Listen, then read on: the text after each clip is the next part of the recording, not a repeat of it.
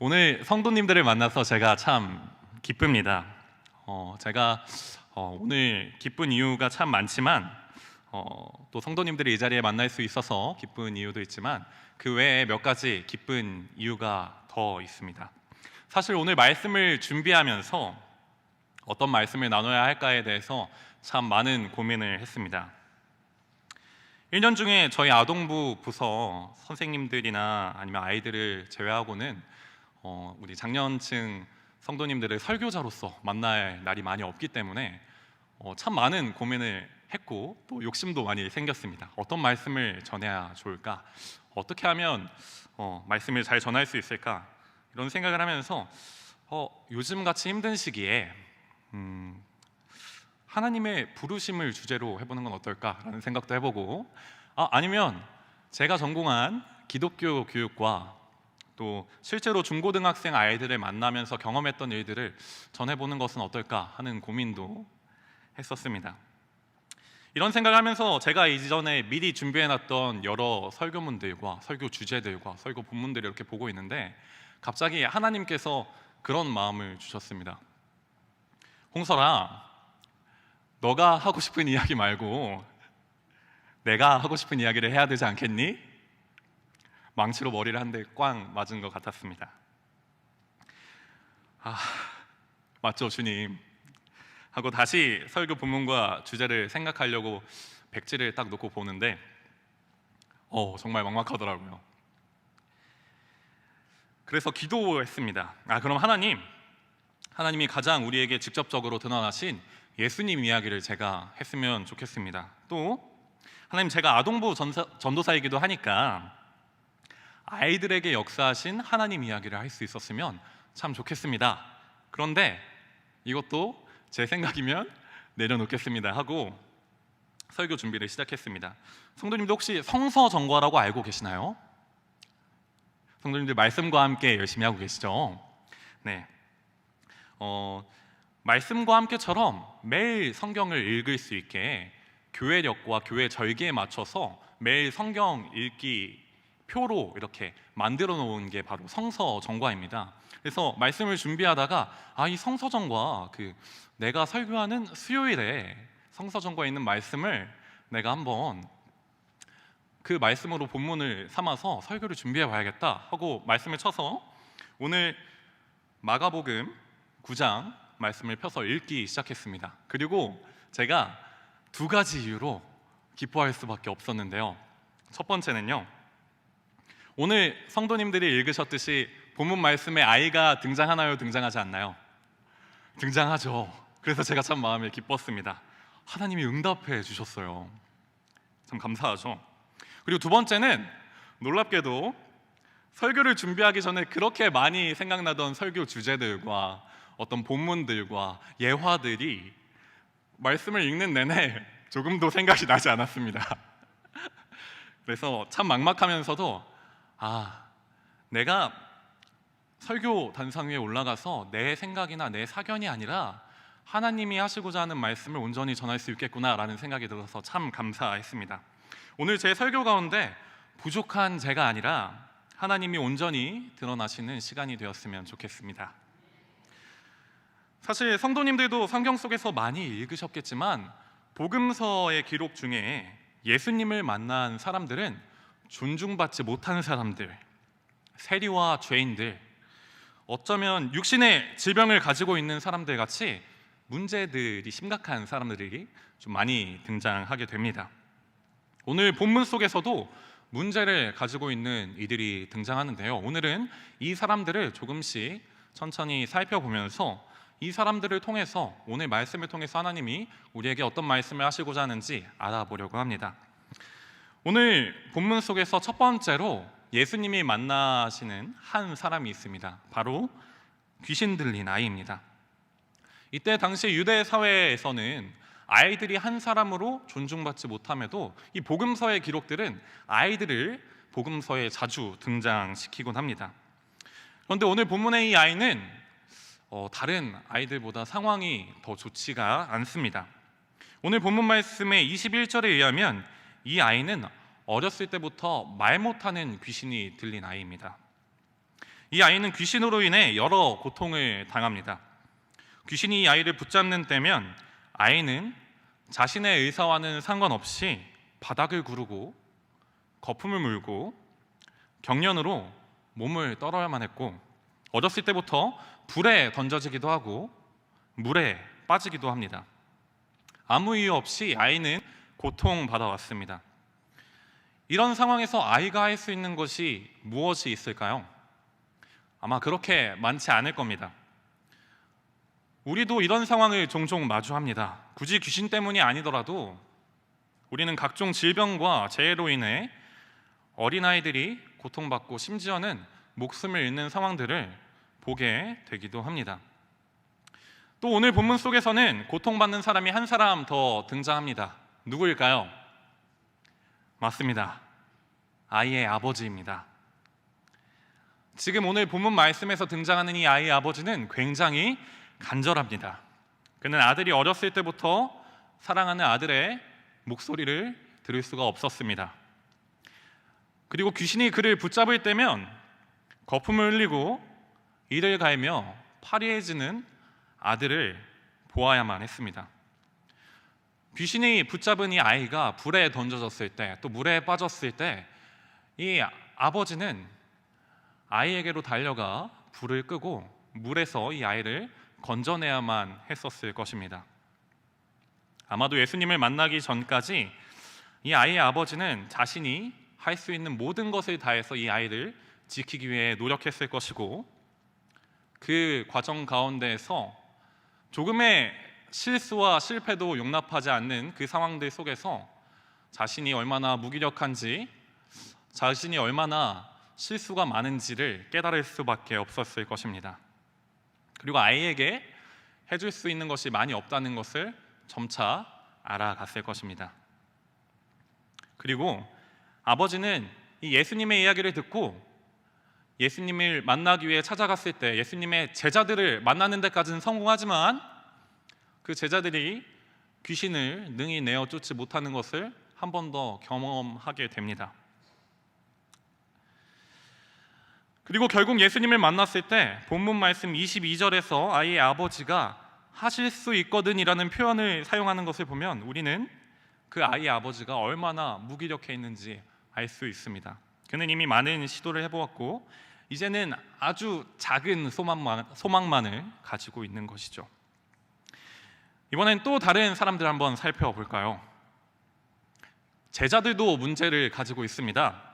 베드로, 야고보, 요한 이 세 명의 제자들을 데리고 예수님이 산에 올라가시고 남겨진 제자들은 많은 무리와 귀신 들린 아이와 아버지와 서기관들을 마주합니다. 그런데 이 아이가 찾아왔을 때, 아버지가 찾아왔을 때 이 제자들은 귀신을 쫓아낼 수가 없었습니다. 저희 말씀을 한 구절 읽도록 하겠습니다. 누가복음 9장 1절에서 2절입니다. 함께 읽겠습니다. 시작. 예수께서 12 제자를 불러 모으사 모든 귀신을 제어하며 병을 고치는 능력과 권위를 주시고 하나님의 나라를 전파하며 앓는 자를 고치게 하려고 내보내시며. 아멘. 사실 오늘 이 귀신 들린 아이의 사건에 대해서 이야기한 또 다른 복음서의 저자인 누가는 누가복음 9장 1, 2절에서 변화산에 올라가시기 전에 예수님께서 이미 제자들에게 귀신을 제어하며 병을 고치는 능력과 권위를 주셨다고 이야기하고 있습니다. 제자들은 이미 예수님으로부터 능력과 권위를 받았지만 귀신을 내어쫓지 못한 것입니다. 때마침 무리와 함께 있던 서기관들이 이 일에 대해서 어떻게 된 일이냐고 물어오기 시작합니다. 이들은 분쟁하고 다투게 되어지죠. 지금 이 상황이 어떤가요? 굉장히 혼란스럽고 고통스럽고 두렵고 불신이 가득합니다. 이 상황을 의도하고 원하는 한 존재가 오늘 말씀 속에서 등장하고 있습니다. 예수님이 오시기 전까지 아이와 그 아버지, 제자들과 무리, 서기관들은 아이를 괴롭히고 있는 말 못하게 하는 귀신이 원하는 상황, 예수님이 선포하시는 하나님의 통치가 임하는 거룩한 하나님의 나라가 아니라 혼란스럽고 아프고 두렵고 공포스러운 상황에 놓여 있게 된 것입니다. 하지만 이러한 상황은 다행히 오래 가지 않았습니다. 예수님이 등장하시며 이 사건들과 이 인물들은 극적인 반전을 맞이하게 됩니다. 먼저 변화산에서 내려오신 예수님은 사람들이 몰려있는 것을 보십니다. 간절한 아버지가 외칩니다. 예수님, 말 못하는 귀신 들린 내 아들을 선생님께 데려왔습니다. 아들이 겪은 일들과 제자들이 귀신을 내쫓지 못했다는 이야기를 들으시며 예수님은 믿음이 없는 세대를 언제까지 참아야 하는지, 언제까지 곁에서 하나하나 가르쳐 주어야 하는지 답답해 하십니다. 예수님이 잠시라도 함께 계시지 않으시면 제자들은 너무나도 무력한 모습을 보여주고 있기 때문이죠. 아까 읽은 누가복음 9장 1, 2절 말씀에서 예수님은 여러 권능을 주시며 제자들이 하나님의 나라를 전파하게 하시는데, 예수님과 함께 있지 못한 제자들은 지금 하나님의 통치가 임하는 하나님의 나라를 전파하기는커녕 귀신 하나에 쩔쩔 매고 있습니다. 예수님이 아이를 데려오라고 말씀하시자 아이를 잡고 있는 귀신은 또 아이를 괴롭히기 시작합니다. 경련을 일으키게 하고 땅에 엎드러져서 구르게 합니다. 거품을 입에 물고 경련하게 합니다. 아이가 언제부터 귀신에게 고통받았는지 모르시는 예수님에게 아버지는 어렸을 때부터라고 대답하고 또 하실 수 있거든 아들에게서 귀신이 떠나가게 해달라고 구합니다. 예수님은 말씀하십니다. 할 수 있거든이 무슨 말이냐? 믿는 자에게는 능히 하지 못할 일이 없느니라. 아멘. 맞습니다. 지금 이 아버지의 문제는 아이뿐만이 아닙니다. 그는 아이의 상황을 함께 겪으며 믿음이 흔들리고 있었습니다. 어쩌면 예수님의 제자들, 하나님의 사람들도 내 아들을 고쳐주지는 못할지도 모르겠다라는 불안함, 그러한 불안함이 그를 사로잡았습니다. 그러나 예수님은 그런 그를 보시고 그의 믿음 없음을 정확히 짚어주십니다. 그러자 아이의 아버지는 바로 다른 것이 아니라 자신의 믿음 없음을 도와달라고 외치게 됩니다. 예수님은 아이의 아버지에게 신실하신 하나님이 다스리시는 하나님 나라의 통치를, 다스리심을 즉각적으로 보여주십니다. 예수님은 귀신을 내어 쫓으시고 아이를 일으켜 세우십니다. 이제 아이는 더 이상 귀신에게 고통받지 않아도 될 것이고, 아이의 아버지는 사랑하는 아들의 목소리를 듣게 되었습니다. 또한 아들의 생명을 걱정하지 않아도 될 것입니다. 예수님은 이제 제자들을 가르치십니다. 제자들이 귀신을 내쫓지 못했다는 것을 아셨을 때 예수님은 그들을 향해 믿음이 없는 세대라고 하셨습니다. 또 제자들은 자신들이 귀신을 왜 내어쫓지 못했는지 물어봤을 때 예수님은 기도 외에는 이런 귀신들이 나갈 수 없다고 하십니다. 그러니까 제자들은 귀신 들린 아이를 만났을 때 은연중에 하나님의 나라를 고백하는 믿음의 선포와 하나님의 도움을 구하는 기도를 한 것이 아니라 그들의 생각과 힘과 뜻으로 귀신을 내어 쫓으려 했던 것입니다. 예수님이 말씀하신 기도와 믿음은 무엇일까요? 그것은 하나님이 모든 상황을 해결하실 수 있다는 믿음과 기도입니다. 하나님이 우리의 모든 문제와 우리의 모든 상황을 해결하실 수 있는 분이시라는 것을 확신하는 믿음과 기도입니다. 이 땅 가운데 하나님의 나라가 예수 그리스도로 인해 이루어졌음을 선포하는 믿음과 기도입니다. 예수님은 오늘 사건 속에서 하나님의 나라를 고백하는 믿음, 하나님의 아들이신 예수 그리스도를 믿는 믿음과 기도를 말씀하셨습니다. 그렇다면 우리는 생각해 봐야 합니다. 오늘날 우리의 믿음은 하나님 앞에서 어떠한 믿음일까요? 우리가 지금 하고 있는 기도는 하나님 앞에서 어떠한 기도일까요?